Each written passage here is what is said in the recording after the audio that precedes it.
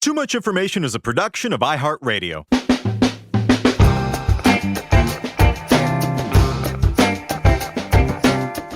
Hello, everyone, and welcome to Too Much Information, the show that brings you the secret histories and little-known facts behind your favorite music, movies, TV shows, and more. We are your beehived brethren of British soul diva details. Yes, you know we're no good, but you gotta love us anyway. My name's Jordan Runtagh. And I'm Alex Heigl. Holy buddy. You give me that one? Wow. You're coming out swinging. Oh, well. Coming in hot. You know what? I've got so much love and excitement for this one. We are paying tribute to my favorite album of the 21st century. And don't just take my word for it. The Guardian proclaimed it as such a few years back. I'm talking about Amy Winehouse's masterwork, Back to Black. And, you know, I've said many times on this show that I wasn't really connected to a lot of contemporary pop culture when I was younger. But this I let into my heart the moment I heard it soon after it was released in 2006, and I hold it close to this day. It's an album steeped in heartbreak after Amy's obsessive 5-story fire of a relationship with Blake Fielder Civil came to an end the first time around. And Amy burned bright for such a short time. She was only a truly global artist for about 4 years, from the summer of 2007 until her death in the summer of 2011. But her star burns bright. What do you think, Heigl? Did she affect you in the same way that she affected me? And not deeply emotionally, but I do like her music. I mean, for me, it's a little bit more about the Dap Kings. Yeah, that makes sense. But yeah, you know, Amy's great, man. What do you say about her?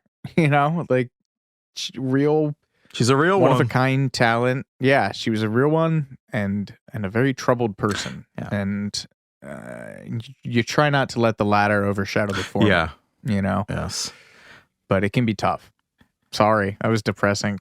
No, I know. We're gonna try not to let that be the tone of this episode. But I know you're absolutely right. She will forever be one of my all-time favorites, and people far more eloquent than I have praised her as a once-in-a-generation voice for multiple reasons. In terms of her lyrical point of view, which brought a hip-hop swagger into vintage American soul and a dose of 21st century cynicism into songs that really could have otherwise almost been jazz standards. And then, of course, the thing that's so obvious that we haven't even bothered to mention it yet, her singing, which borders on the supernatural as far as I'm concerned. I once had the great privilege of spending an afternoon with another late, great Ronnie Spector of the Fabulous Ronettes. And she was a fellow member of the Beehive Sisterhood, ladies with big hair, big voices, and big spirits who were mistreated by small men in their lives. And the topic of Amy Winehouse came up, and Ronnie said that Amy's talent was a pretty strong argument that singing came from the soul, and clearly Amy had a very old soul. Otherwise, there was really no explaining how that sound came out of that body. And I couldn't help but smile then and now to think how Amy would have enjoyed hearing that from one of her idols. She loved Ronnie Spector. And I have to say, I'm inclined to agree with Ronnie. After Amy's death, she was praised by so many, including Bob Dylan, who described her in 2017 as, quote, the last real individualist around, which I like. Adele thanked her for paving the way for her and other neo-soul divas, and Lady Gaga echoed the sentiment of fans all over the world when she tweeted, I remember feeling not alone because of Amy. She lived jazz and she lived the blues. And I think that's the real reason why Amy's legacy will continue to endure. It's more than just her talent. How can you thank someone who got you through so many broken hearts? And that's what she did for me, and I know I'm not alone. The BBC wrote an article a few years back suggesting that Back to Black was the millennials' version of I Will Survive, which I'm not sure if I totally agree with the comparison, but I see what they were going for. Amy's producer and friend Mark Ronson probably summed it up best. The pain that she expressed helped so many people get through their pain. She showed us the darkest part of herself and somehow did it in a way that made people smile. I think that's a neat trick. She was so brutally honest and so wickedly funny, especially when it came to her own self-assessments. The most enduring description of her, in my mind, came from a Newsweek profile in 2007, which described her as, quote, a perfect storm of sex kitten, raw talent, and poor impulse control. Accurate. Yeah. Oh, yeah. Reading that as like a 20-year-old, I remember thinking, yeah, dream girl. She was flawed, but there was a strength there. And, you know, I think of the title of her posthumous record, Lioness. That always seemed like the word to describe it. And, you know, in a strange way, I think that Amy Winehouse gave hope to the rest of us imperfect people to try to be better, to try to find our own special thing, whatever it may be, that gives us grace even when we're feeling like a mess in every other area of our life. She wore her heart on her sleeve, and you couldn't help but love her. And it's tempting to think of her as a friend because she seemed to trust the audience as one. And when she died, I mourned her as a friend, as silly as that sounds. It's probably the only celebrity death that I actually shed a tear over. And not just selfishly for all the music that we never got to hear from her, but because she was someone who seemed so vulnerable and sensitive. And you got the sense that she seemed to know the value of feeling loved and feeling peace. And you hoped against hope that she'd find it. And I think that her death was a shocking wake-up call. I mean, this was the era when Lindsay Lohan and Paris Hilton and Britney Spears were all struggling publicly, and they were basically just punchlines for late-night comedians and tabloids. And everyone just sort of conveniently ignored the fact that these were life-or-death situations, which is what made Amy's death so much more perversely tragic. It just seemed so obvious, you know? I mean, there was nothing about it that was a surprise whatsoever, but somehow you didn't actually think it would end that way. I know I didn't. And the cognitive dissonance with that was just so strange. And I think that her death went a long way in ensuring that people struggling in the public eye aren't covered that way by the media ever again. Not we, you and I, we were not part of that infrastructure, but my first couple years was, yeah. Oh. I mean, I didn't write mean things, but I remember that was definitely part of the environment. Yeah. I mean, just that whole era, we really failed a generation of women who obviously and clearly needed help and were turned into ongoing punchlines. There's a book called Trainwreck, The Women We Love to Hate, Mock, and Fear, and Why by Sadie Doyle, which is really interesting. And basically is a cultural history of how female celebrities are covered in the media. These, like the women I mentioned, the Paris Hiltons, the Lindsay Lohans, the Britney Spears, and Amy Winehouse. And then she also does this really interesting thing, these interstitial chapters where she goes back in time and writes about famous women in history as if they were being covered by a 2010 era blogger, and it's a really interesting book. I encourage folks to check it out. It's really interesting. But, I mean, taking it more personal, my one-way bond with Amy was forged in January 2009.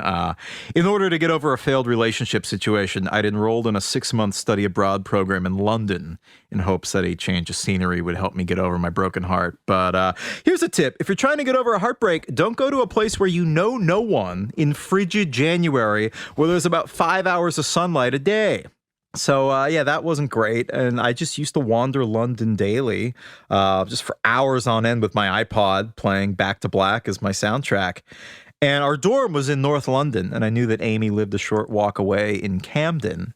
And I'd read one of those Up All Night with Amy Winehouse Rolling Stone profiles or something where I learned that she had a habit of going outside and welcoming any stray fans in and cooking them burnt toast and tea. And I just thought that was sweet and sad. I guess she just didn't want to be alone. So I'd wander up there during my semester in London and try to find her house and hope she'd bring me inside. To this day, I couldn't tell you why.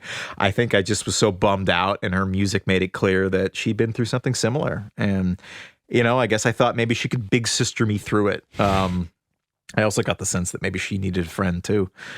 I'm still bummed I never got to see her then in London or in concert. Aside from festivals, she really didn't do normal concerts or tours very much after 2007. And even those were spotty just because of her health. One of my treasured possessions is a concert ticket from a show in the fall of 2007 that she never got to give, canceled for some combination of personal and logistical problems. I would have loved to have cashed that ticket in and gone. Anyway. Enough of my pathetic love note to Amy Winehouse. Let's get into the agony and ecstasy of this wonderful record. From the relationship drama and emotional turmoil that inspired it, to the renegade band of Brooklyn soul musicians who gave it the groove, the argument that led to her cover of the Zutons song Valerie, that's on Whips, and how Mark Ronson got Amy Winehouse to overcome her unholy hatred of strings. Here's everything you didn't know about Back to Black by Amy Winehouse.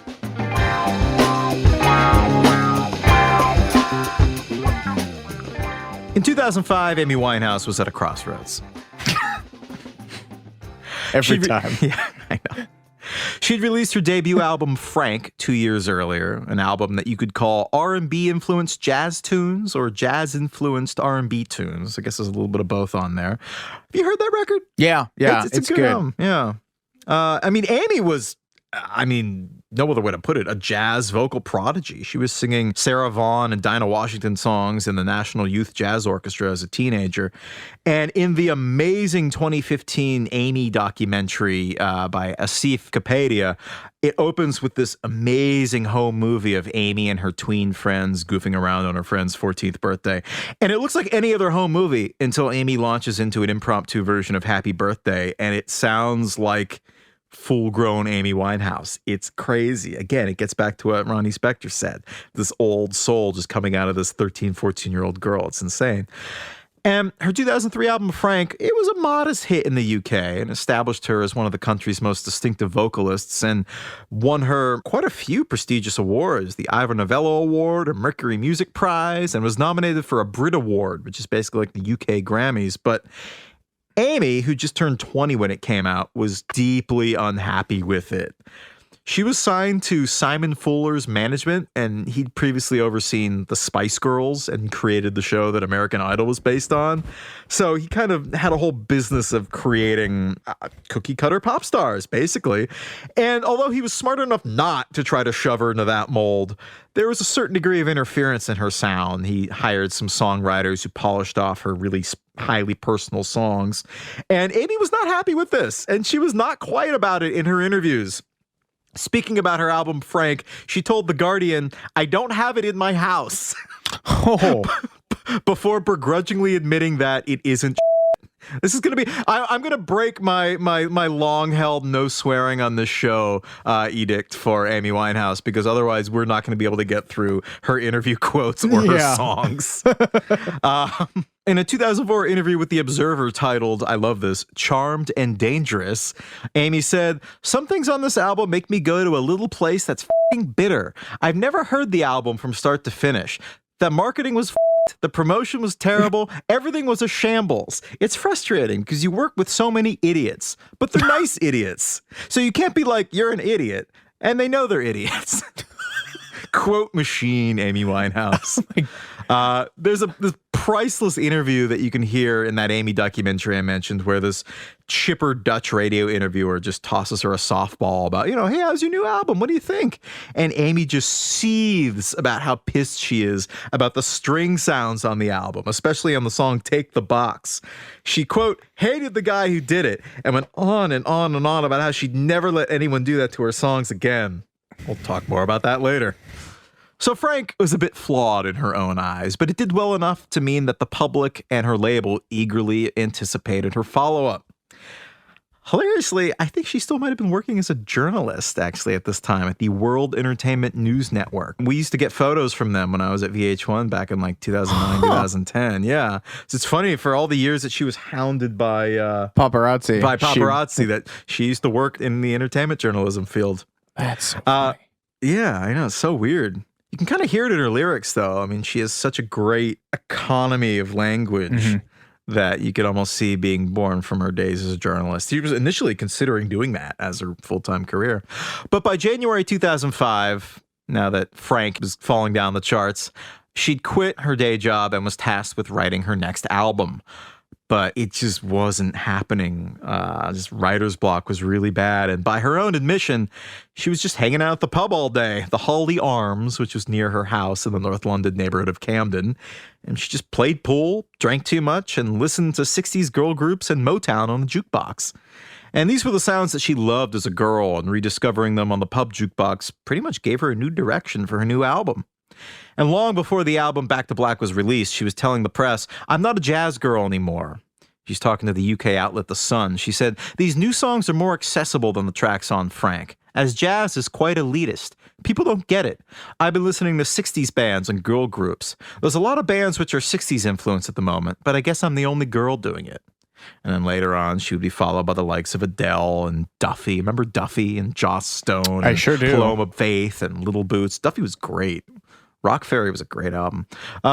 And of course, that's when you start seeing the Ronnie Spector influence coming in for Amy, the beehive hair, the Cleopatra makeup, the mini skirts. And Amy would later say that the beehive was a physical manifestation of her insecurities. And whenever she was nervous, she would tell her hairstylist, make it taller, make it taller. I love her so much. So now you have the sound and the style of Back to Black coming to the fore, but she needed the emotional catalyst. And this took the form of one Blake Fielder Civil, her boyfriend and frequent drinking buddy during these pub nights out in Camden Town. Blake had a minor role in the music industry as an assistant on music videos, and he's generally seen as something of a ne'er-do-well, a reputation bolstered by the fact that he did prison time for perversion of justice. Has a uniquely UK Yes, crime I was just thinking, terminology. That and death by misadventure are the two very uniquely UK terms that unfortunately appear in this episode. I believe he beat up a pub landlord and then tried to pay him to withdraw allegations and leave the country. So yeah, assault and trying to basically bribe a victim. So yeah, anyway. Just a real charmer. Yeah. Blake is the man whose name is literally tattooed on Amy's heart, or at least over it. He's traditionally portrayed as the villain in the Amy Winehouse story, or at least an extremely bad influence. Look, I don't know much about addiction treatment or relationship codependency or psychology in general to be able to speak on this in any meaningful or intelligent way, but blaming Amy's troubles squarely on Blake feels like a reductive take and a disservice to both of them. It's like using Mike Love as the scapegoat in the Beach Boys for the Which I'm troubles happy that the Beach to Boys do. went through. Yeah, I mean, I worship Brian Wilson, but and Mike is a less sympathetic character, but takes two, flawed people, etc. The depth of Amy and Blake's codependency was such that, as Amy herself later said, I want to feel what he feels. And when you have two troubled people with addictive personalities, you're basically just magnifying each other's problems. She wanted to feel what he felt, which included crack cocaine, heroin, and even self-harm. They were in the midst of a fight one night when Blake grabbed the bottle and broke it and started cutting his arm. And then Amy grabbed the bottle from him and cut her own arm while looking at him dead in the eye and told him, I'll do anything you do, which is chilling. I was a guest on the iHeart podcast Personology a few years back, which was hosted by Dr. Gail Saltz, a psychologist. And each episode she would psychoanalyze a historical figure, and we did one on Amy Winehouse together. And her insights were deeply fascinating if you want to go check that out. There's a great passage from the 2007 Rolling Stone profile on Amy that is, I think, really illustrative of their obsessive love. Winehouse has insisted from the beginning of her career that she's a simple girl crazy in love with her man. Her life, her history, and talent all seem barely worth talking about when one could talk about Blake, how fit he is, how perfect for each other they are. We're so in love. We're a team, she rhapsodizes to me. Blake, Blake, Blake, Blake, Blake, Blake, Blake. It's as if she's putting herself in a trance. A woman named Nicole chimes in, I'm going to fall in love like Amy. I think I've been in love before. Amy lifts her head. No, if you had, you'd be dead because you weren't together right now. So that's what we're dealing with. I hadn't heard that one before. Good Lord. Yeah. I mean, again, this is why this album, I don't think that you need to know the backstory to be able to judge the emotional content of a song. And we talked about that in the Revolver episode. Mm-hmm. That's the song For No One on Revolver, which is about the dissolution of a relationship. Literally outlines that in the lyrics, and it's devastating. You don't need to know anything about the person who wrote that song in order for that to hit you. In this case with Amy, the lyrics hit you directly, but then when you go a little bit under the surface and you actually learn a little bit about her and her relationships, it just takes on a whole new level. And maybe this is why this is an album that I almost feel protective of. She seems so without skin, just so raw, just such a raw nerve that went through life that, what was that Nick Drake documentary? Solitaire? No, A Skin Too Few, which is a documentary on the late folk singer, songwriter, British folk singer, songwriter Nick Drake, Skin Too Few. It reminds me of Amy.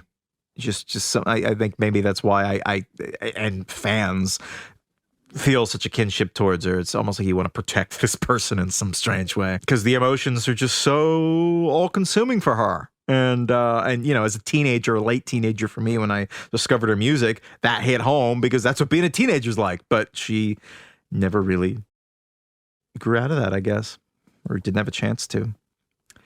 So this is what we're dealing with. Blake had been dating someone when they met, and at some point in mid-2005, he told Amy that he was going back to her, just like the lyrics said in Back to Black. Then it got messy. Amy took revenge by sleeping with his friend, and she later explained, "I knew it would be the nail in the coffin. I knew that when he found out, he wouldn't be able to talk to me ever again. I knew I had to do it because one of us had to finish the other one off, because we just broke each other's hearts repeatedly. When the relationship finished, I went nuts. I was the most reckless ever. I just went mad. I'd look in the fridge and think of him. I'd walk up the stairs and see blood and see him because he used to punch the walls." Jesus Christ. As we'll get to later, they would ultimately reunite and get married after the album inspired by their breakup had become a hit all around the world. Coincidence? Well, this emotional trauma had the upside of breaking through Amy's writer's block, and she began writing the bulk of what would become Back to Black in late 2005. She later said, "When I sit down and I have a lot of feelings that I can't deal with, that's when I write songs. I've always written songs at points in my life when I don't know what to do except write a song. So I guess that's why they come out kind of traumatized."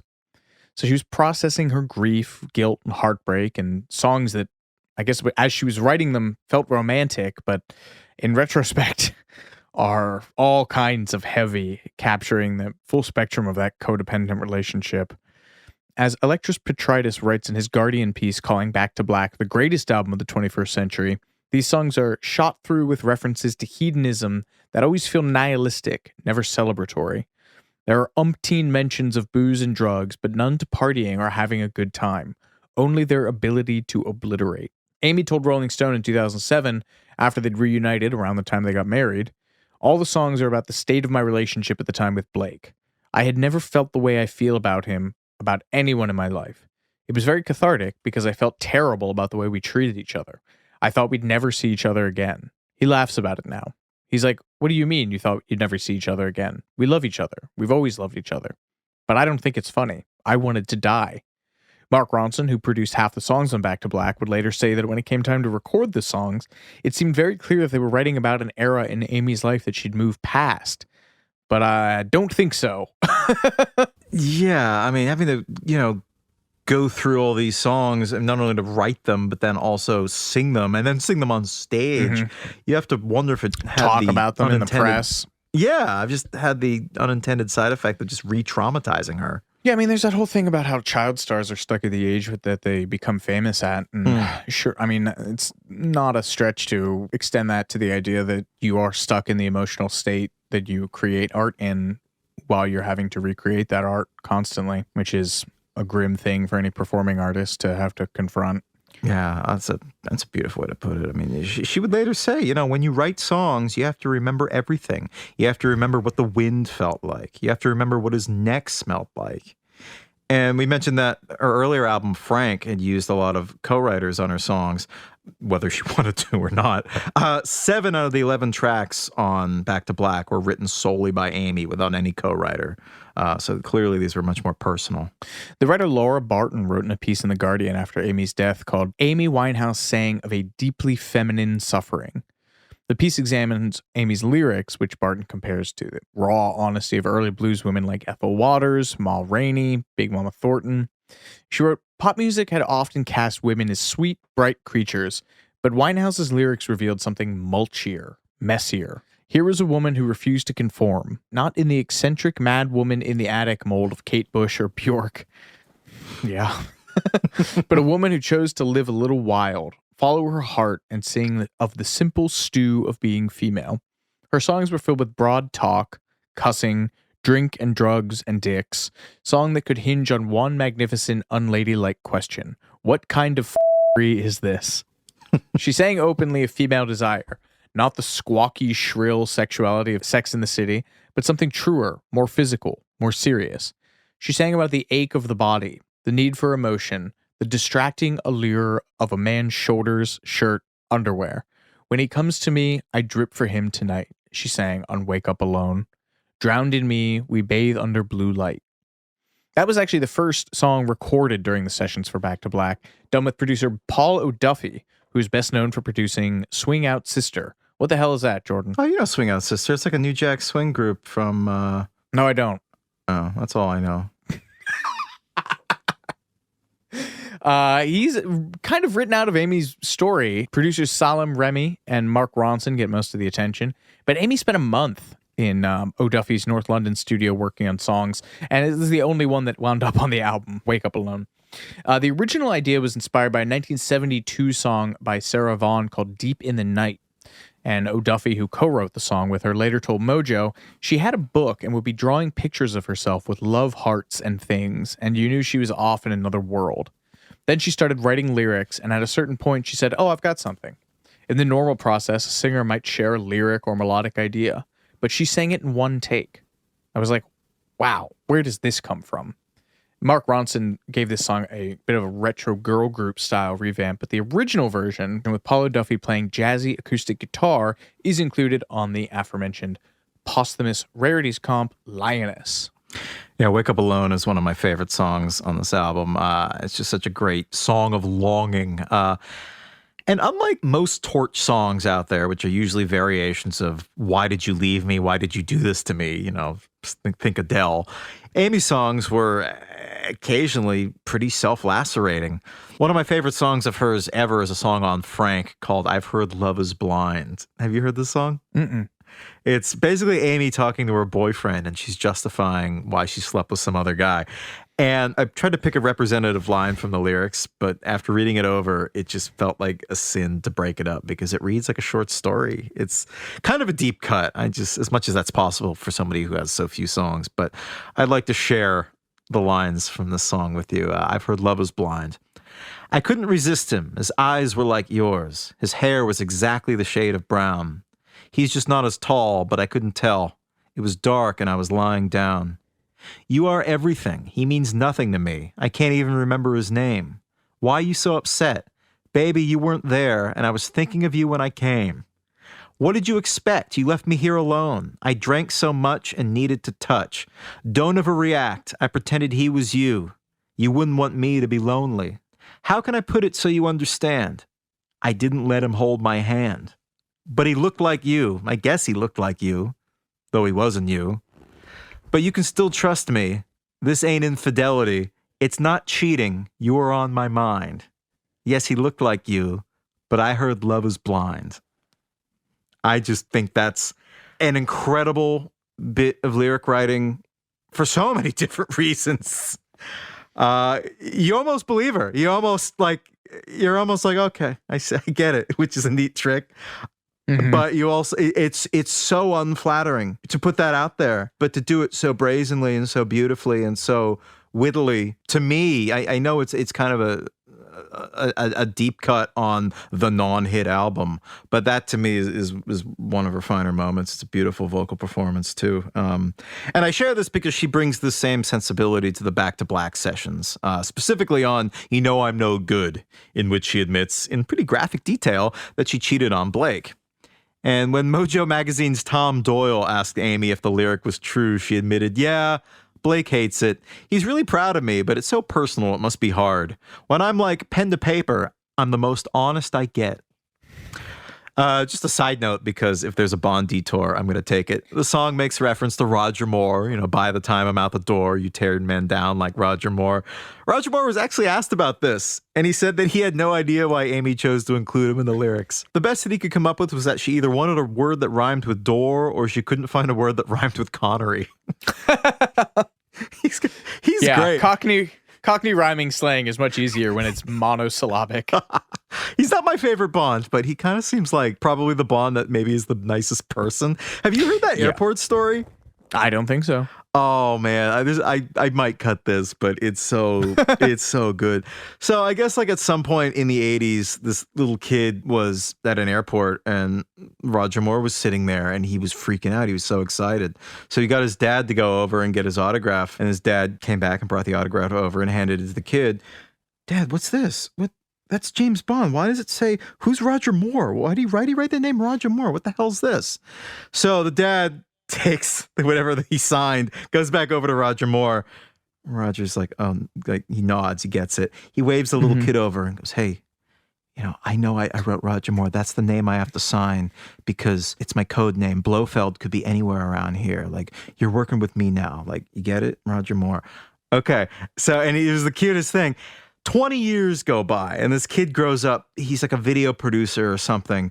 And he crosses paths with Roger Moore again. And he casually brings up that he'd run into him into this airport, 20 years earlier. And Roger, he's graceful about it, but, he hasn't, of course, he doesn't remember. Why would anyone expect him to?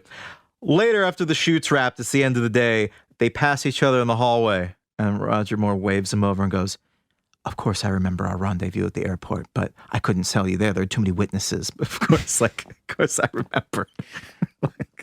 You're still working for me. Yeah. Isn't that great? I love that. Sean Connery would have just punched him in the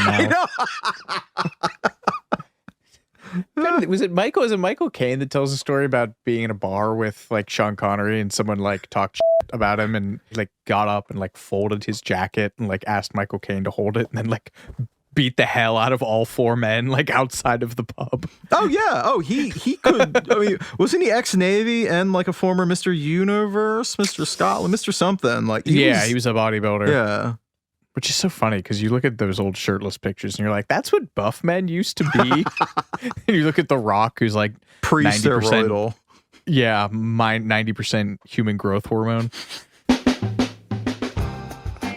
As you meditate on that, we'll be right back with more Too Much Information after these messages.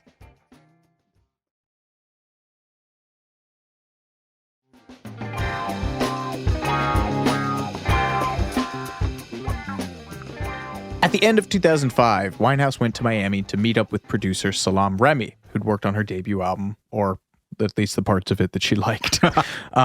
He'd worked with famous R&B names like the Fugees and Jasmine Sullivan and Miguel, but managed to remain somewhat under the radar. He has a great quote. Most people don't even know I exist, and I don't want them to. Know my name if you gotta write it on a check has been my motto for a long time. That's a one for the ages. Yeah.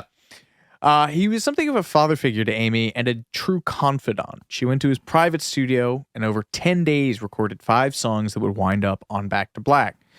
Tears Dry on Their Own, Some Unholy War, Me and Mr. Jones, Just Friends, and Addicted. And these sessions were very intimate, with Amy playing guitar and singing while Salaam added instruments that he usually played himself.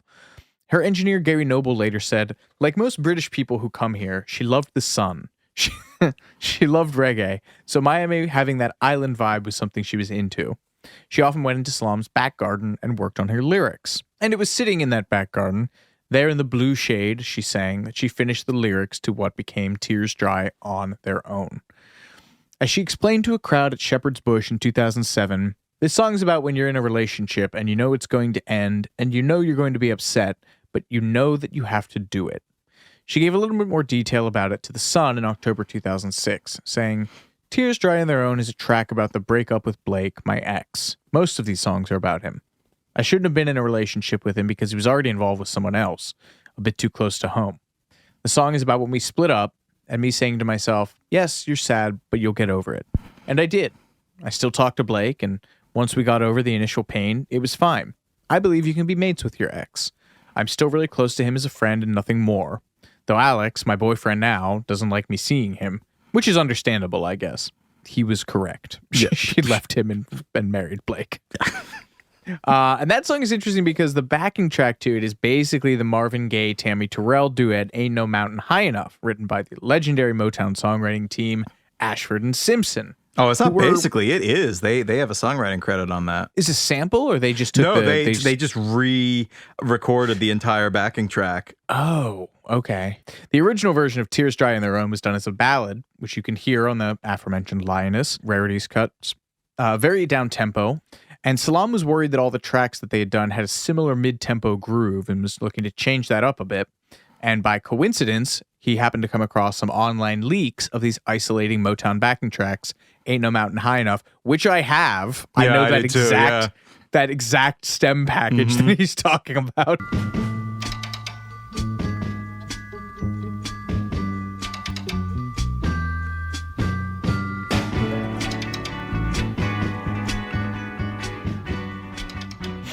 And as he told Mojo, I was sitting there listening to it and I was telling Amy, Tears Dry could work over that, but she just could not hear it.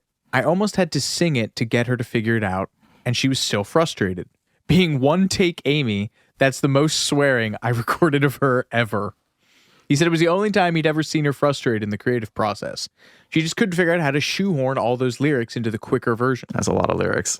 But it's a brilliant idea, because not only does it work from a melodic standpoint, but it's also thematically. She's singing a heartbroken song about being alone over the backing track for one of the most famous romantic duets of all time. As Salam said, the whole idea was making her sing very sad lyrics against an encouraging backing track. That juxtaposition, and also making it one of the faster songs in the album, kind of gave it another spark. That's probably the most famous example of Amy interpolating an old R&B soul track on Back to Black, but it's not the only one. There's also a bit of the backing track of a relatively obscure 1966 song, My Girl, She's a Fox, by a group called the Icemen, which, funnily enough, features a pre-fame Jimi Hendrix, also a member of the 27 Club, playing guitar, along with Lonnie Youngblood. Oh, yeah, he's on sax. Have you heard that song? I don't think so. That's a great song.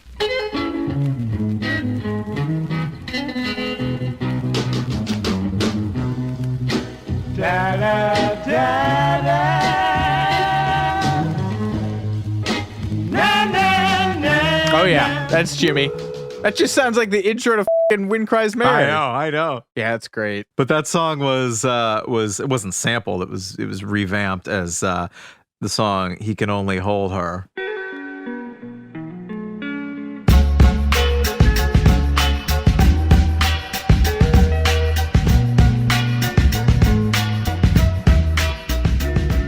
They really got the whole thing. They got the guitar intro, they got the backing vocals and everything. Yeah, there's a we'll talk about this in a bit, but there's an uncomfortable whiff of ganking to this whole thing. Say what you will about the Daptone guys, but at least they included black people. Well, this is the era of like Mayor Hawthorne, where instead of like you get people making fake 60s or soul songs or early 70s funk cuts that were specifically designed to be sold to hip-hop producers to be chopped up. And then sometimes, like Mayor Hawthorne in particular, was stuff like Just Ain't Gonna Work Out. Those songs would actually be released and get airplay. It's just such an interesting way to go about it instead of just going crate diving. Anyway, Salaam Remi produced the track Some Unholy War, which not one of my favorite songs on the album, both because it's downbeat and also it's kind of an uncomfortable listen. Perhaps more than any song on this album, it's the one that I think best encapsulates the codependent tendencies between Blake and Amy. It's an obsessive song. It's about someone that she would die for. If my man was fighting some unholy war, I would be beside him. And the title came from a news radio broadcast about the war in Afghanistan, which used the term holy war. And Amy heard this and twisted it to kind of fit the themes of her relationship issues with Blake. I would imagine that she thought the whole song was very romantic, you know, right or wrong, stand by your man. It's basically an updated version of the Tammy Wynette song. It reminds me, when I was a teenager, I really loved the book Lolita by Vladimir Nabokov because to me, as a 15-year-old, it seemed like the first book I'd ever read that perfectly encapsulated the obsessive insanity of new love, which is a very teenage phenomenon. You know, I said that earlier. At the time, I was a teen. I obviously knew that the relationship in the book was wrong on every level, but there was something about it that almost seemed romantic to me in my emotional immaturity. You and Nick Cave. And then the older I got, I realized just how disturbing that kind of obsession and codependency actually is. And it's not romantic. It's just upsetting. That's kind of how I feel about this track, Some Unholy War. It's also something a bit quintessentially British about using a war in the Middle East as a metaphor for your dating life. Like, that's a first pass idea. This brings us to my favorite track to come from the Salaam Remi sessions at the end of 2005, Me and Mr. Jones.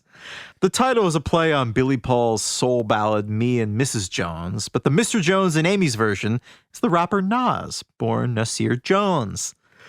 Amy was a huge fan of Nas and even sampled his instrumental Made You Look on the Frank track In My Bed. And, for all that's been written about Amy's love of jazz, hip-hop was a major influence for her.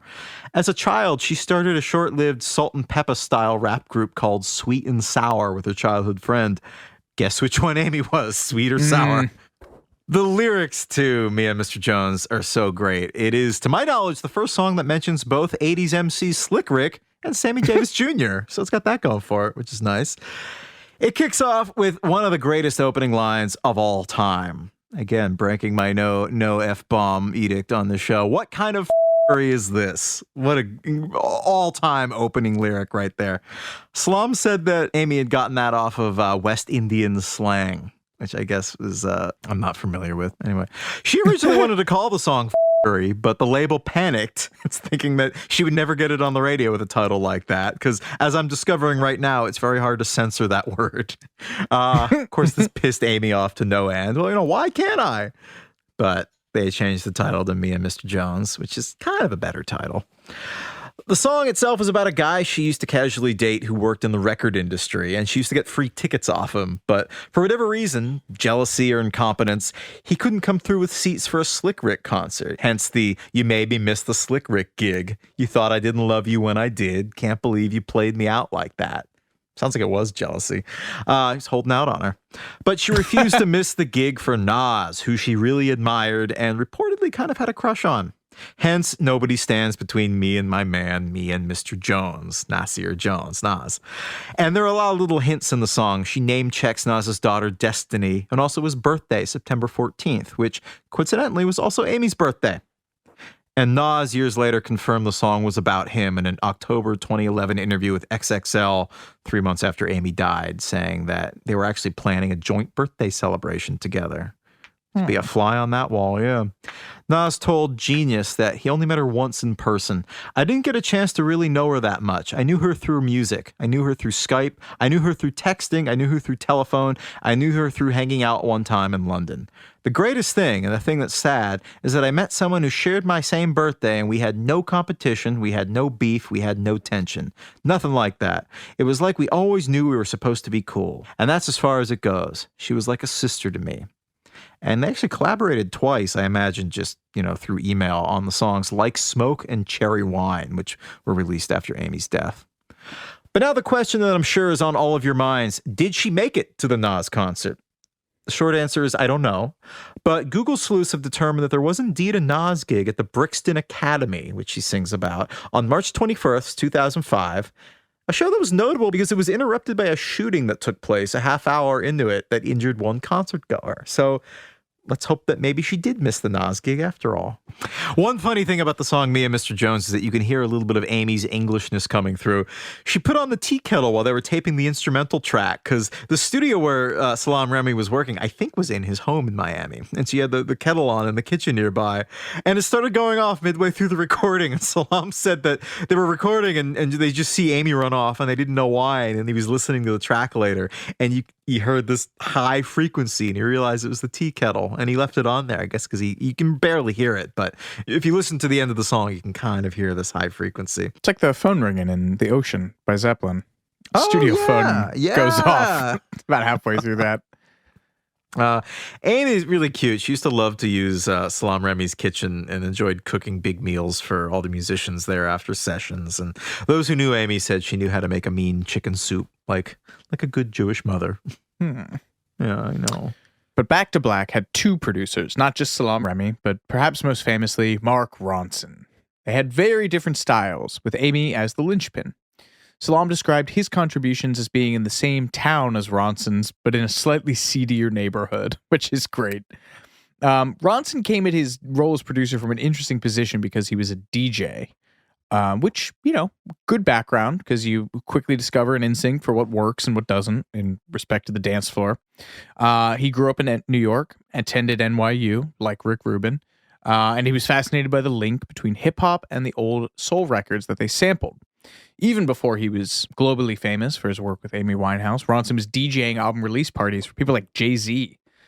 He was apparently the first DJ ever to play Biggie's Hypnotize on a dance floor. Yeah, I verified this with him when I interviewed him for VH1 a bunch of years ago. And I'm, to this day, really proud at how shocked he looked when I dropped that fact on him. He was so surprised. You I knew that. Nardwared him.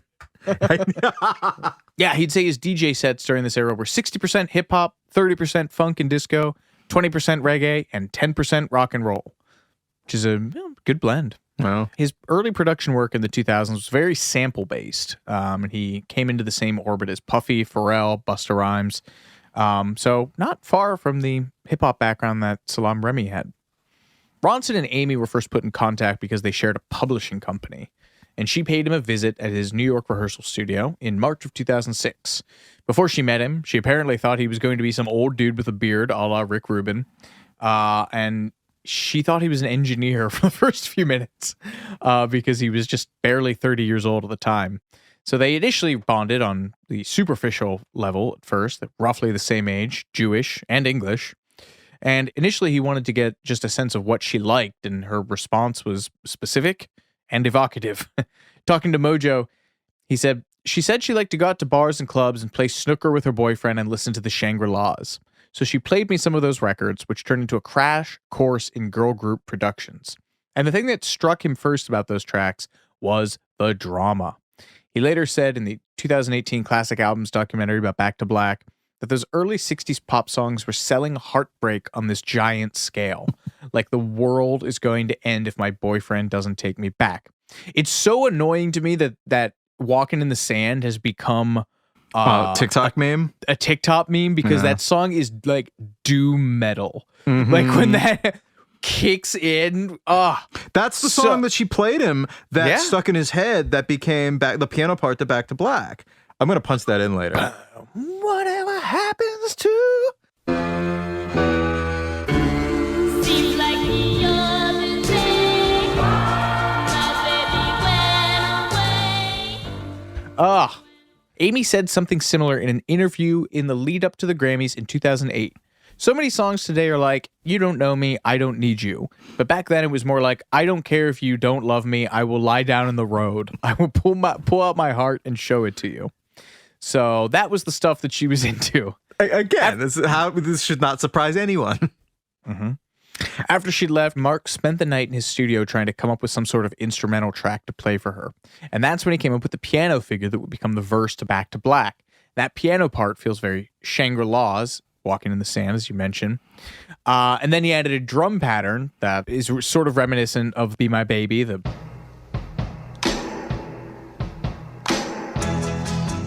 Hal Blaine, the most iconic drum intro of all time. Maybe. That'll get me some angry comments. But he was not coordinated enough to do the bass and snare at the same time. So he took the mallet off the foot pedal and just played it with his hands.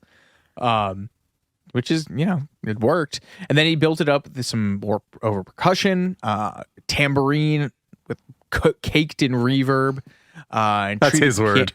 Yeah, well, I mean, that's part of those Motown stems. You forget how those, like, an indispensable part of those Motown tracks were the auxiliary percussion. You had all those guys who grew up playing tambourine in church. There's, the chimes, bells on it, shakers. And, what did he probably throw on there? Like, probably a mid filter and some tape emulator plugins on the piano. There's a great, if you care, which I can't imagine you do, but he did something for the BBC. I think it was called Maestro. And there's like a 10-minute YouTube clip of it where he actually like literally just sits down with the stems on Pro Tools and goes through each filter that he used and like how he assembled it. It's interesting, even if you don't, care so much about the specific final product. It's just to see how he manipulates these sounds that he really just made like in his little crappy studio and made it sound like these wall of sound style, huge Wagnerian. Seth, who recorded the theme song for this very podcast, same mold. I mean, Dad Kings, dude. Like, there's, Welcome to the plug-in portion of this program. Well, I just want to say, because it's funny, like some of that gear stuff is interesting because it is these sounds that become highly sought after that are intrinsically shitty. Yeah. That's exactly what he says. Blake Mills, who is like a really sought after guitarist producer right now, buys these old movie projectors He rewires them to use them as amps and preamps because of the guts of them. Color your tone in such a way that people like. It's just so fascinating to me, man. It's just people reverse engineering old junky stuff to get that vibe to it. And as we will mention as the Daptones later on, we're like, no, we will not do that. We will record directly to tape. Anyway, thus concludes the plug-in portions. So Amy arrives back at the studio the following day, and he plays it for her.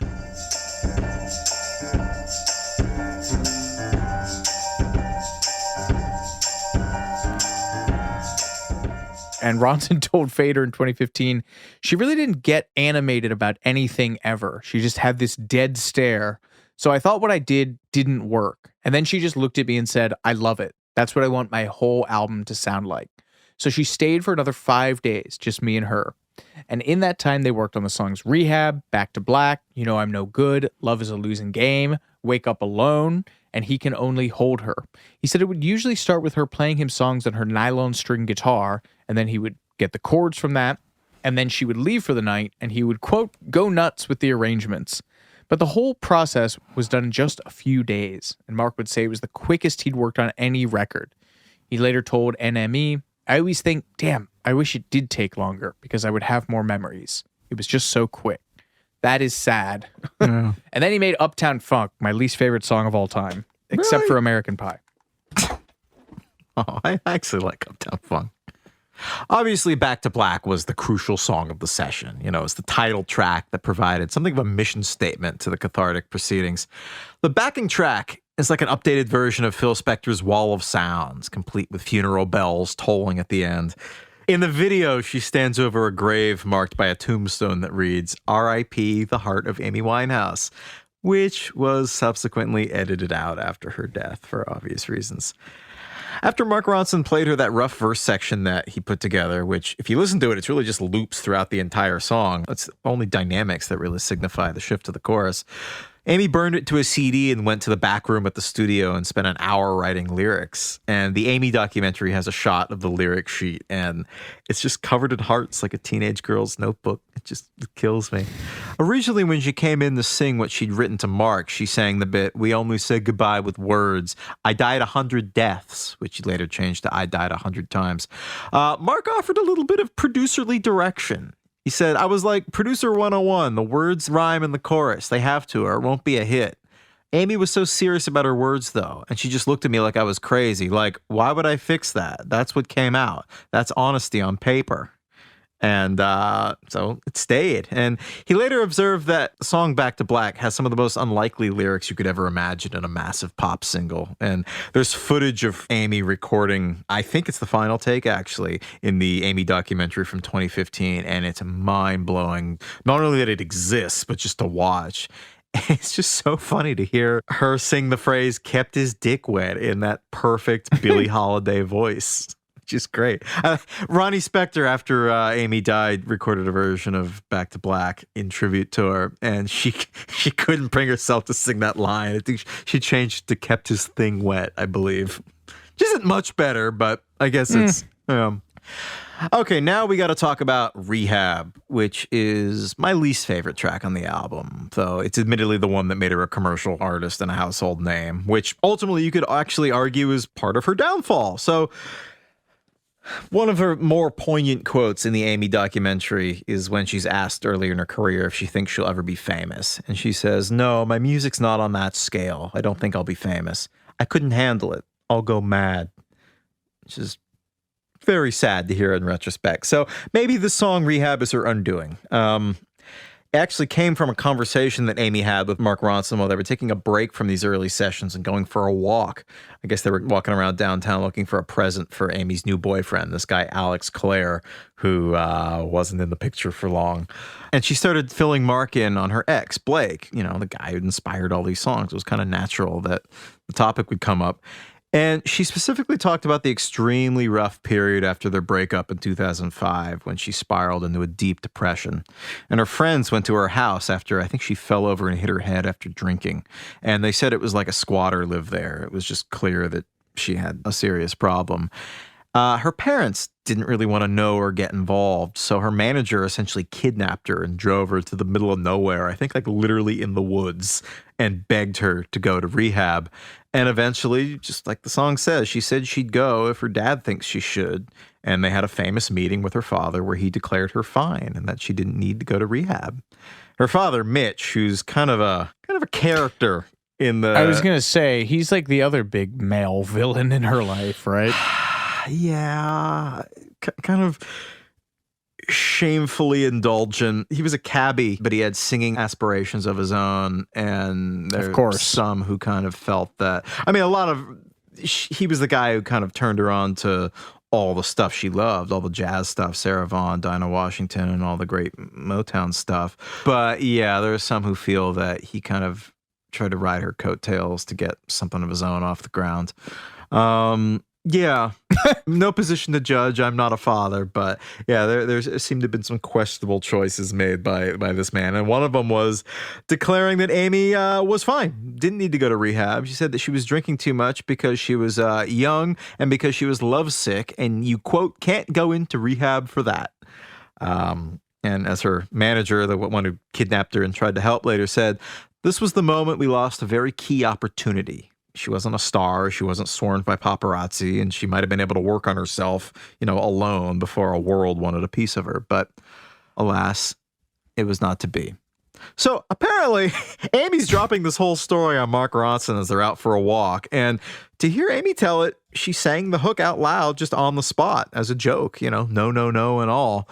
And she told, this is her talking to the Daily Mail in 2007. It was quite silly, really. I sang the whole line exactly as it turned out on the record.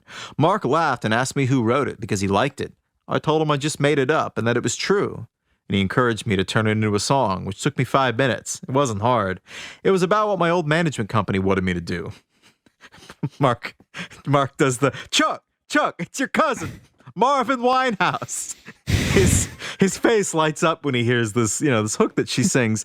And he admittedly feels bad about it later. He's talking to Zane Lowe. He said, she's telling me all this horrible stuff, and I'm supposed to be like, wow, how was that for you? And instead I'm like, we've got to go back to the studio. Yeah, that's there's so many thorny conversations about what do you do? I mean, it's always trickier with artists, right? Because nominally that's their entire existence is metabolizing their life into the thing that you are there to support them in. The thing that you are, you exist in an infrastructure, if you're a manager, if you're a label, if you're a producer, to help them create that stuff. And if they are using their deep well of sadness and pain to create that stuff, there's always the ongoing dialogue with everyone around it. Well, should we be enabling this? But if we don't, are we out of a job?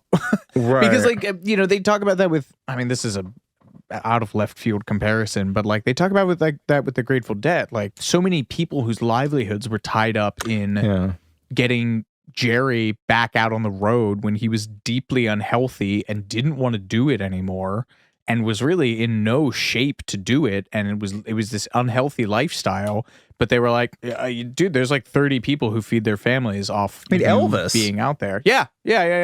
Oy. Same deal. They would he would be barely coherent. And there's a story that somebody in his entourage tells of Elvis is horizontal basically in his hotel room before he has to go do a show. And Colonel Tom Parker comes up there and with the tour doctor, and the guy's thinking, oh, great. The old man's here. He'll see what's really going on. He'll be able to put a stop to this and see what rough shape Elvis is in. And then he goes into the room and sees that they're dunking Elvis's head in a champagne thing of ice. And Jesus. Colonel Tom Parker just says the only thing that matters is that man gets out on the stage tonight. Nothing else matters. And that was the environment. That's something that's, it could still be going on for all I know, but I think that Amy's death might have had a hand in sort of dismantling, or at least taking a chunk out of that kind of insidious system. Fingers crossed. Yeah. But yeah, after they going for their walk, they went back to the studio and they turned their conversation into a song. And it was initially an acoustic 12-bar blues kind of thing done at a really slow tempo. And Mark put on his producer's cap and said, yeah, that's cool, but how about we put a beat behind it and speed it up? And Mark Ronson had a radio show on East Village Radio, which in college I desperately wanted to join. Oh my God.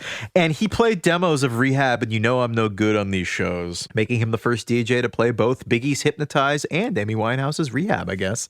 And she used to accompany him to these shows when she was in town. And Mark told this great anecdote to the Fader a few years back. We got on so well. She would come with me to the East Village Radio on Fridays to do my show.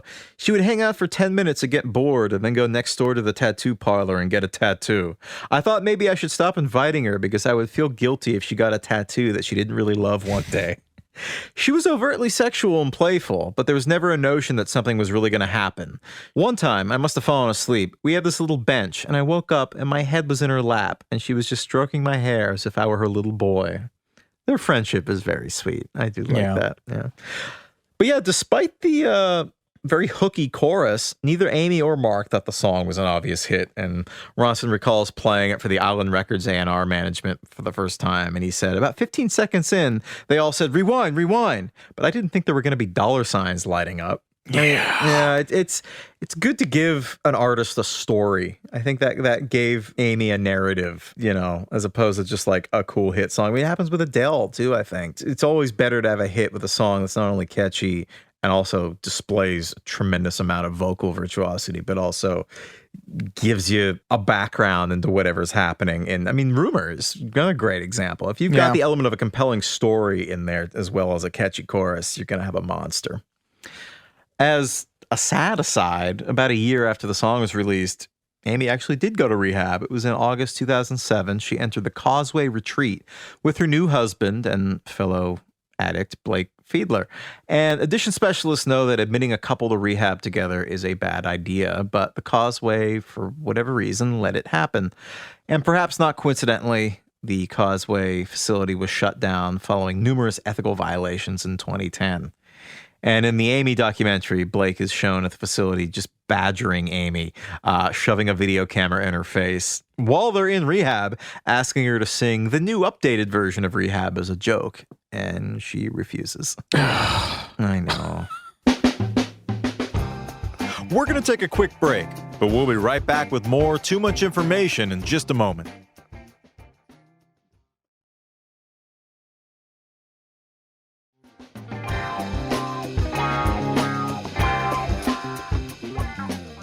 Enter the Dap Kings from stage left. Somewhere sunny, yes. After Amy recorded these rough cuts, Ronson was using, by his own admission, every computer trick in the book to get that vintage sound.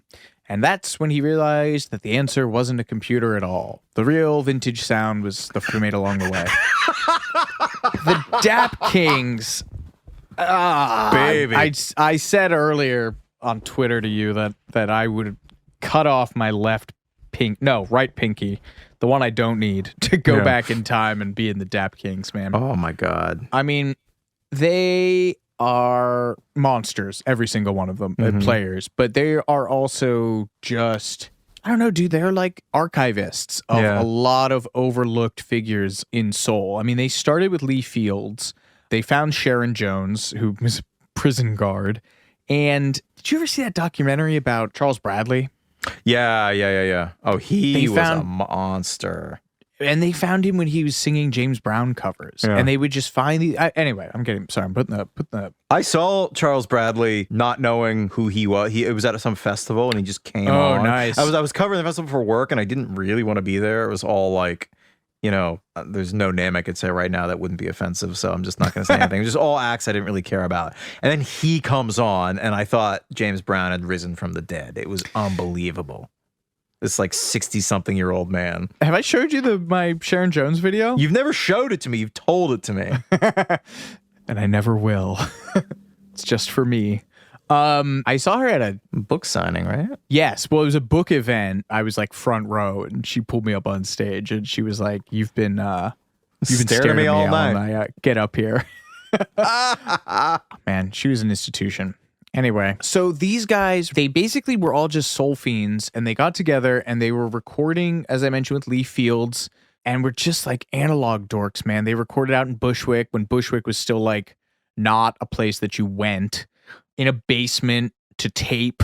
analog boards. Their bassist, Gabe Roth, said, "Show me a computer that sounds as good as a tape machine and I'll use it." They recorded in this studio that they called the House of Soul.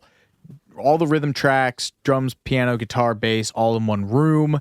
The drums were recorded on one microphone. It's so good. I mean... Did you ever visit there?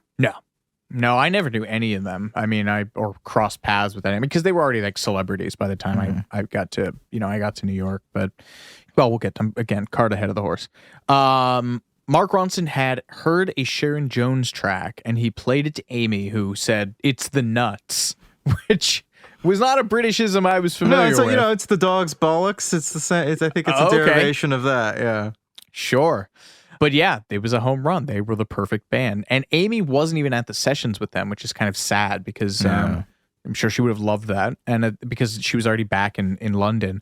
And the guys in the Dap Kings, they had no idea that they were working on a record of this scope. The fact that she was already a known quantity in the UK didn't mean anything to them. All their names are so damn funny to me. Band leader Blinky Griptight later said, "We didn't have a clue about her already being a star. She probably told us that, but we were like, whatever, her name ain't Marva Whitney." So we did it, and it was done. And this is the thing that gets into this whole conversation about any artist, any white person making black music. And a lot of music in the United States is black music. And I include myself in that. And, you know, you try to have reverence for it, and you try to recognize where you're getting the stuff from. But there is an element of cherry picking when it comes to what happened with this band and Sharon Jones in particular. That was the good thing, the cool thing about the Dap Kings, a bunch of the white guys who were making period accurate funk music, is that they used their resources to put these older artists on. And in Sharon and Charles Bradley and Lee Fields, these guys' case, give them a second act that they richly deserved, you know? Or a second chance, really. They never had a first act in a professional sense. Yeah, and so you get this rich, compared to them at least, rich white girl from the UK literally flying in and taking their band and their sound and making a whole bunch more money on it than they ever did. Sharon Jones was not thrilled, initially at least. She told the New York Times in 2007, "We were just sitting here minding our own business, doing our little 45s and albums, and all of a sudden they were like, 'I want your sound.'" And then Amy would call on the Dap Kings for live gigs when they were touring the U.S., and that came at the expense of them being available for Sharon, the other artists on Daptone. And Sharon admitted as much. I mean, she told the Times, "First, I feel kind of angry about it, but if it took Amy to get the Dap Kings heard, then it's a good thing. I say it's great. Thank you." Back to Black put Daptone on the map as one of the most important labels, soul or otherwise, and it brought that kind of retro-leaning soul into the mainstream in a big way. But as author Jessica Lipsky noted in her book about the label, It Ain't Retro, Daptone Records and the 21st Century Soul Revolution, it did not trickle down to people like Sharon Jones, Charles Bradley, Lee Fields. Naomi Shelton and the Gospel Queens are another great band on that label. Blinky Griptight and some of the other players appreciated that Back to Black was, in his words, a flying you to pop trends, and also admired Amy for being 100% unapologetically herself. She was on that zero given before that term was coined. And there's a passage from her book that we will quote here. But Sharon Jones had also been on the zero given tip for years as an older frontwoman competing for audiences with singers half her age, only to have one of those singers swoop her support system right from under her nose. Amy made a 10 million selling record, and we were just trying to sell like 100,000 with Sharon, Dap King guitarist Tom Brennick notes. His frustrated acceptance still audible. During the Back to Black sessions, Jones looked at Winehouse and the Dap Kings with a sense of impending doom and lapsed loyalty. Was she going to lose her band to an artist with broader appeal, deeper pockets, and a producer who recognized the canned magic of the Dap Kings? Jones was angry, and early on, indignant. "I'm old enough to be Amy Winehouse's mother. How am I supposed to take a back seat to that child?" she questioned. Eventually, and with significant reassurance from her fellow musicians, Jones recognized the boon Winehouse's success and a relationship with Mark Ronson could be for Daptone's wider appeal. With a little prodding, she regularly thanked both for recognizing the Dap Kings' soul power during interviews. Jones also understood the need to put her own album on pause while the Winehouse business ran its course. But Tom Brennick concedes that Sharon Jones and the Dap Kings' attempt to ride Winehouse's coattails only worked indirectly. How could you tap into a young audience with a f***ing 49-year-old Sharon Jones? Well, if they have ears, you could. Winehouse and Sharon Jones met during a 2008 Dap Kings and Sharon Jones performance at the Jazz Cafe in London, and they spent close to an hour talking in Jones' dressing room. In an interview with The New Yorker, Jones recounted, "I don't even want to talk about it. Instead of people laughing at her, pray for her. Drugs are so horrible." The Dap Kings' attitude at their sudden and somewhat controversial notoriety can be summed up in this anecdote. When they received a framed platinum record for their work on Back to Black, which signifies over 1 million sales in the U.S., they hung it above the toilet in the upstairs bathroom of their studio. Bassist Gabriel Roth said, "It was the only free space we had." Whew. Take that how you will.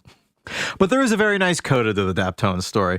We mentioned earlier that Amy wasn't actually present for the sessions with the Dap Kings, and she didn't actually meet them until after Back to Black came out in the fall of 2006 when she came to the U.S. to make promotional appearances. The Dap Kings stood in for her English band, and she hit it off with the guys immediately. And she even went out to Bushwick to visit them at the House of Soul, their studio, which is just crazy for me now because it's a pretty nondescript building in a pretty nondescript area that just happens to be like a 10-minute walk from my apartment. So the thought of like Amy Winehouse walking around my neighborhood is really weird to me. Mark Ronson later told The Village Voice, "It was one of the last times I remember her just being unencumbered by any threat of drama or press or paparazzi." And it was later that day when she visited them at the House of Soul that they recorded her version of Valerie by the British band the Zutons. And Mark Ronson was doing an album of covers of contemporary songs, which was a cool idea because mostly you have albums of covers of old school songs that were, revamped. So this was just fresh takes on stuff like Britney Spears' Toxic, and like a Coldplay song is on there that the Daptones did as an instrumental version. God Put a Smile on Your Face, I think. That album is great. Version, it's called. And he wanted Amy to contribute, which he said was a struggle for her because she didn't listen to anything after 1967. A woman after my own heart. But eventually she suggested Valerie, which had been a hit in the UK in the summer of 2006. Apparently she had a bit of a pub spat with the guy in the Zutons. And before things escalated, she let it go when she realized who this guy was and that he'd written the song that she actually liked. He told the NME recently, "That moment was very personal. I like to think it's what pushed her to record the song herself. Maybe something good came of that stupid argument." And the Dap Kings spent an entire day working up kind of a slow version of that song, sort of like a Curtis Mayfield cut, which, again, I keep mentioning it, surfaced on the posthumous Lioness album, which was a bunch of rarities. But at the end of the session, Mark Ronson suggested that they pick it up a bit and try a version that was a little bit more upbeat, more Motown-y, with a rhythm section part that was reminiscent of the Jam song, A Town Called Malice. Boom, boom, boom, boom, boom, boom, boom, boom, boom, boom, boom. It's got the same tempo, the same like bass thump.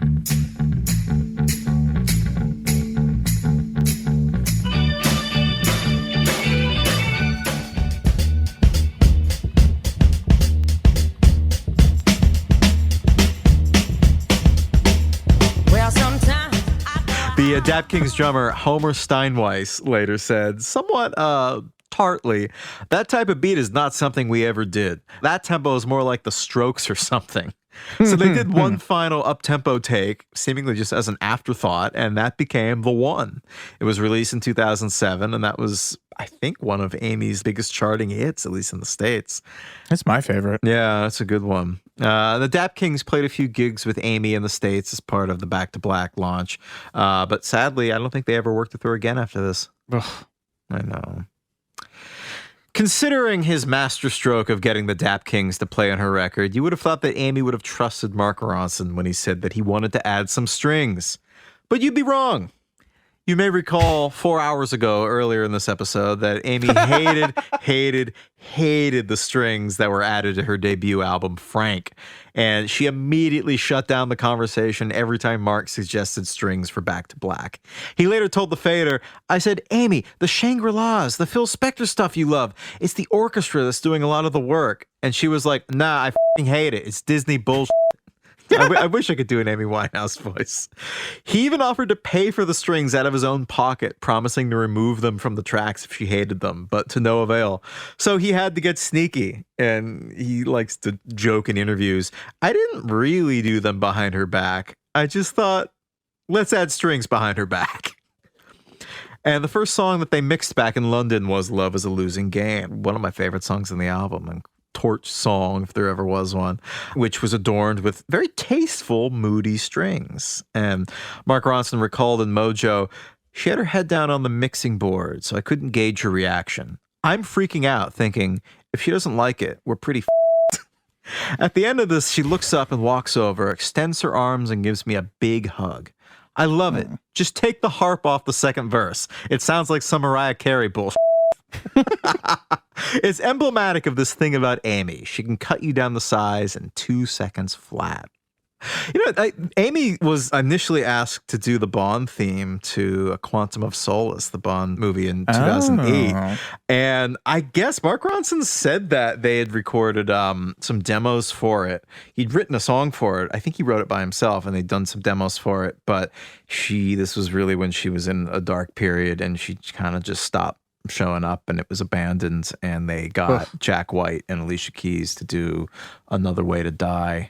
It's just another way to die. And Jack White took advantage of it because he knew that they were like they needed a song like fairly immediately.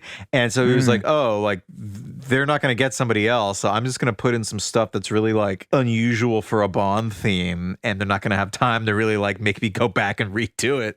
So that's why it's such a kind of a weird Bond theme. It's I think it's been called like the most divisive Bond theme that there is. Ooh. I like it. A lot of people hate it. Yeah. Yeah. Yeah, I like it. It's no Skyfall. It's no Live and Let Die. It's no Goldfinger. There's so many other good Bond themes. You Only Live Twice is my favorite. I don't really know where else to fit this, but I love that Amy always did the final listens of her songs through the speakers in her father Mitch's cab. And, he said earlier he was a cabbie. And she always had the engineers or whoever burn what they'd done to a CD so she could play it in his car because she knew that was how most people would be listening to her music. Brian Wilson used to do that too. Yeah, I was gonna say, I wonder if she got that from Motown, because that was what Berry Gordy had a like car speaker set up in his office so he could listen to everything on that way. That's such a smart idea. I love that. Yeah. Back to Black was released on October 27th, 2006. It quickly went multi-platinum most places. It was the best-selling album of 2007 in the UK. It's currently the second best-selling album of the 21st century in Britain, just behind, of course, Adele, and the 12th best-selling album of all time over there. The title track was peaking in the charts in the spring of 2007, about the same time that Amy reunited with Blake and married him in a small ceremony in Miami. The song would re-enter the charts at its highest position of number 8 after her death in 2011. In the US, the album debuted at number 7 on Billboard, becoming the highest debut chart entry for an album by a British female solo album, a record broken a week later by Joss Stone, but still. Damn. Yeah, Back to Black was launched in the U.S. in January 2007 with a performance at Joe's Pub in the East Village, backed by the Dap Kings. Damn. Attended by Dr. John, Mos Def, and Jay-Z. My dorm was like right around the corner. I don't know why. Oh, I do know why I didn't go. I had no idea it was happening, but that hurts. I would love to have been there. One of my worst didn't spend the money gigs was Dr. John at BAM when right after he did that record with Dan Auerbach. That record smokes. Yeah. And then her debut single Over Here was You Know I'm No Good, with a guest feature by Ghostface Killah. EW named it the second best song of the year under Rihanna's umbrella. Took an L to umbrella. Yeah. In the US, Rehab had a remix with Jay-Z, and presumably the label thought that her whole jazz, soul, girl group retro thing wasn't going to play well over here, and they were positioning her to be a kind of chorus hook singing artist. The interesting thing about that is that in the Amy documentary, she leaves a voicemail on Salam Remi's phone talking about coming up with battle raps. Those are her words. And considering that as a future direction, probably she was kidding, but, still. We just talked about the Bond theme. I would love to hear whatever demos of that exist, but Mark Ronson has said that it would take, quote, a miracle of science to finish it. So sadly, it seems like we're not going to hear that anytime soon. And Bruce Willis was notably such a fan that he insisted on introducing her when she performed Rehab at the 2007 MTV Movie Awards. That is a 2007 sentence. That's a cosign. Ghostface Killer, Bruce Willis, Bruno Duffy. Remember Bruce Willis's record was called The Return of Bruno? Yeah. And he did a song with the Temptations, and they're like backing him, and you could see on all their faces, they're just like, what the hell is this? Like, we're backing this guy? Amy Winehouse was nominated for 6 Grammys at the 50th Annual Grammys in 2008, including the Big Four: Album of the Year, Song of the Year for Rehab, Record of the Year for Rehab, and Best New Artist, as well as Best Pop Vocal Album and Best Female Vocal Performance. She won 5, tying her for the record at the time for most Grammys won in a single night by a female. Would that have been Norah Jones? It was a bunch. I think Lauryn Hill, quite a few had won 5 before. Shockingly, the only Grammy she lost was Album of the Year. What was it? This one's For All the Marbles. That's a great question. Are you pulling it up? Yeah. Okay, so wait a minute. This would have been 2000. It's not what you think it is. Is and it it's Future Sex depressing. Love Sounds? Nope. Give me the smallest hint you can. Clive Davis Bait. Oh, is it some kind of Alicia Keys album? Close. I don't know. It was Rivers, the Joni Letters by Herbie Hancock. That one album of the year. Sure did. No, I don't believe you. I don't believe you. It's terrible looking at it in retrospect. The other nominees were Foo Fighters and Vince Gill, and then Graduation. By Kanye. So in retrospect, we would have thought it would be Back to Black or Graduation, but that is correct. Herbie Hancock's album of covers of Joni Mitchell songs, featuring Leonard Cohen and Norah Jones, and Tina Turner. But that's the and least... Corinne Bailey Rae. Oh, that Put Your Record On is a great album, or whatever that album With was. Corinne Bailey Rae. That's the least indicative album of 2008 or 7 or whatever year it was that I could possibly imagine. Yeah. How about that? Wow. Okay. I didn't think this would hit me so deep. Wow. Famously, Amy was barred from entering the United States due to legal issues surrounding her drug use. So for the first time, the Grammys had a performance beamed in via satellite, which gives an indication of how important she was at the time. The look of genuine shock on her face in the clip where she wins Record of the Year by her idol, Tony Bennett, it's a lot to take in. Have you seen it? I think you sent it to me at one point, and yeah, I watched it. It's tough. It's hard. Yeah.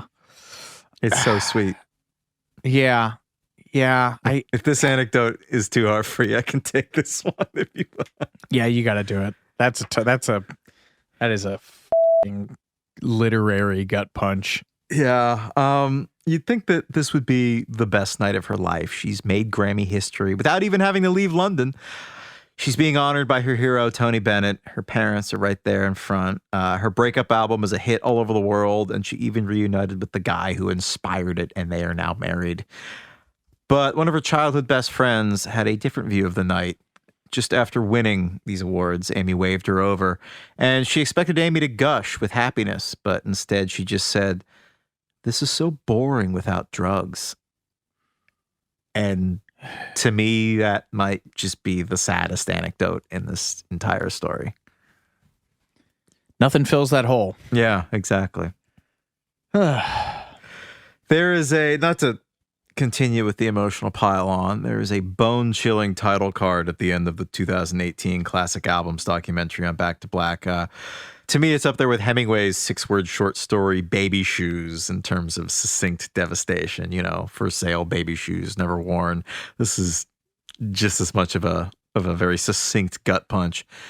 Back to Black has sold 16 million albums. Amy and Blake got back together in 2007. Amy never made another album.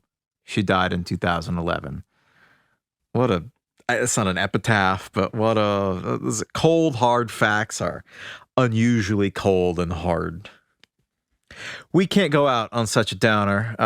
In addition to giving renewed commercial viability to soulful singers like Adele, Florence Welch, Sam Smith, Little Boots, Duffy, Paloma Faith, and you could even argue Lana Del Rey, Amy's songs inspired a host of covers across the genre. Beyonce and Andre 3000 covered Back to Black for Baz Luhrmann's Great Gatsby remake in 2013, a cover that Amy's father, Mitch, hated, saying that Beyonce didn't bring anything to it, that's his quote, and grumbled that he wasn't asked permission. Prince used to sing Love is a Losing Game during his gigs, and Amy once joined him on stage to perform it together, which I think is cool.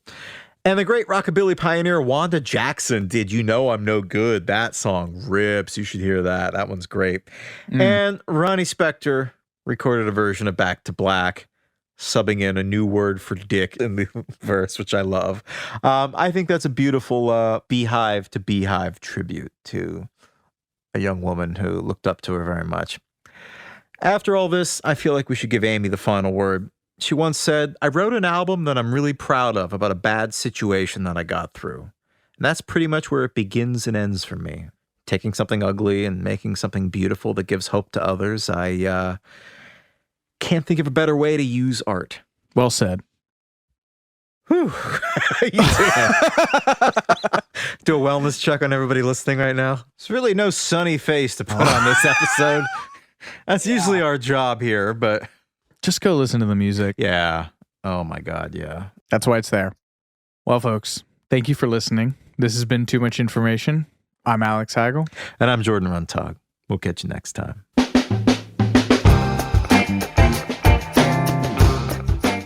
Too Much Information was a production of iHeart Radio. The show's executive producers are Noel Brown and Jordan Runtagh. The show's supervising producer is Michael Alder June. The show was researched, written, and hosted by Jordan Runtagh and Alex Heigl.